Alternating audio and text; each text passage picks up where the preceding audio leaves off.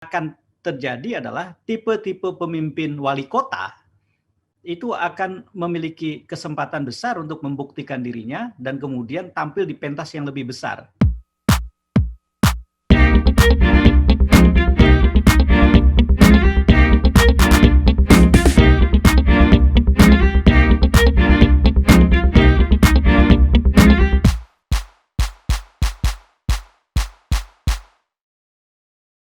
Sudah Lanjut, Mas.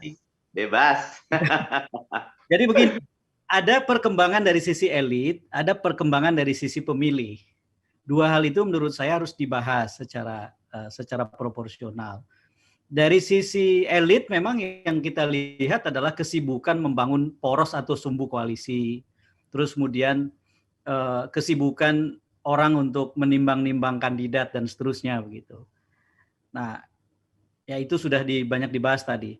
Ada sisi pemilih yang menurut saya sangat penting, seperti misalnya bahwa pemilu 2024 itu dalam konteks yang sangat unik begitu. Ketika kesulitan hidup amat sangat berlipat dan karena itu kemudian kita lihat pemilih punya aspirasi yang sangat berbeda.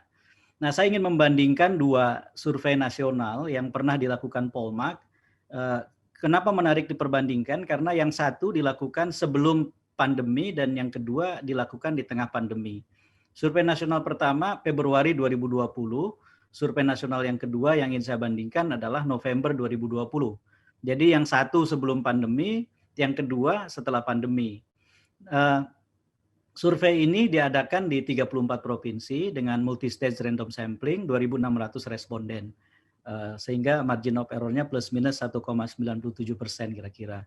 Nah, yang menarik adalah ketika data kita olah berdasarkan apa sebetulnya pertimbangan pemilih untuk memilih pemimpin pada saat survei diadakan, ada satu kontras yang menurut saya sangat menarik.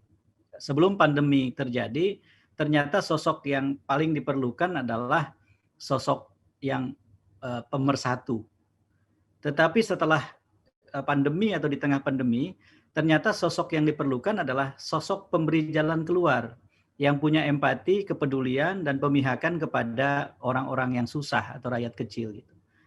Jadi saya melihat bahwa dari sisi pemilih, pertimbangan pemilih Indonesia di 2024 amat sangat dipengaruhi oleh situasi mereka. Ketika ada pandemi, lalu kemudian dari sosok pemersatu berubah menjadi sosok pemberi jalan keluar yang punya empati, kepedulian, dan pemihakan serta pembelaan kepada rakyat kecil, orang-orang susah. Nah, ini mengingatkan saya pada satu studi yang terbit tahun 2006. Jadi ada seorang ahli ekonomi politik namanya Joshua Tucker. Dia menulis buku yang sangat bagus, 400 sekian halaman begitu. Judulnya Regional Economic Voting.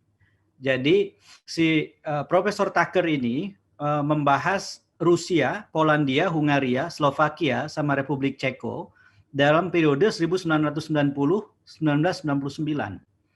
Ini adalah periode yang sangat sulit karena mereka, negara-negara itu menjalani masa pasca komunis. Ada turbulensi yang sangat besar yang membuat di negara-negara pasca komunis itu, maka keadaan menjadi amat sangat tidak menentu. Demokrasi memberikan ketidakpastian. Bukan hanya ketidakpastian tentang hasil kompetisi di antara elit atau di antara partai, tetapi juga ketidakpastian hidup. Jadi ada banyak himpitan hidup. Hasil dari studi ini adalah dikeluarkanlah teori tadi, regional economic voting. Ternyata pemilih itu amat sangat menimbang secara lokal dan pertimbangan yang sangat penting adalah ekonomi sehari-hari. Makanya disebut sebagai regional economic voting. Ketika memilih, mereka sangat menimbang aspek lokal, makin kecil gitu. Lalu kemudian sifatnya ekonomi sehari-hari. Nah, saya kira studinya Tucker ini kemudian dilanjutkan oleh satu studi yang lebih praktis ya, yang dibuat oleh Benjamin Barber. Benjamin Barber ini tahun 2014 itu kan menerbitkan buku yang waktu itu ramai didiskusikan, yang judulnya jika diterjemahkan kira-kira Jika Para Wali Kota Menguasai Dunia. Buku Barber ini menggambarkan bahwa pemimpin sekarang didefinisikan ulang. Jadi kalau dulu pemimpin itu bisa didefinisikan dalam skala besar, Perdana Menteri, Presiden adalah pemimpin, sekarang tidak bisa. Ternyata dalam konteks kita sekarang, demokrasi yang berkembang sekarang, pemimpin itu didefinisikan secara sangat kecil dalam skala yang lokal. Seorang disebut pemimpin jika dia melakukan sesuatu yang dampaknya dirasakan oleh warga, oleh masyarakat. Nah, karena itu kemudian Barber mengatakan bahwa yang akan terjadi adalah tipe-tipe pemimpin wali kota itu akan memiliki kesempatan besar untuk membuktikan dirinya dan kemudian tampil di pentas yang lebih besar karena suksesnya sebagai pemimpin dalam skala kecil gitu. Nah, buku ini bisa menjelaskan kenapa orang memperebutkan jabatan gubernur Jakarta. Karena gubernur Jakarta itu adalah wali kota besar. Beda dengan gubernur Jawa Barat, beda dengan gubernur Jawa Timur, Jawa Tengah, sekalipun itu tempat-tempat besar gitu, tapi mereka bukan wali kota. Mereka pembuat kebijakan yang ketika harus mengeksekusikan sesuatu, eksekusinya bisa terhambat oleh lapis politik dan birokrasi di bawahnya yang juga punya mekanisme demokrasi. Yang mereka itu dipilih langsung, bupati, wali kota di bawah mereka. Gubernur Jakarta tidak punya itu. Nah, selain itu kan Jakarta jadi etalase. Karena apapun yang terjadi di Jakarta, itu kemudian menjadi sorotan besar di mana-mana. Gitu. Jakarta itu panggung politiknya adalah panggung nasional.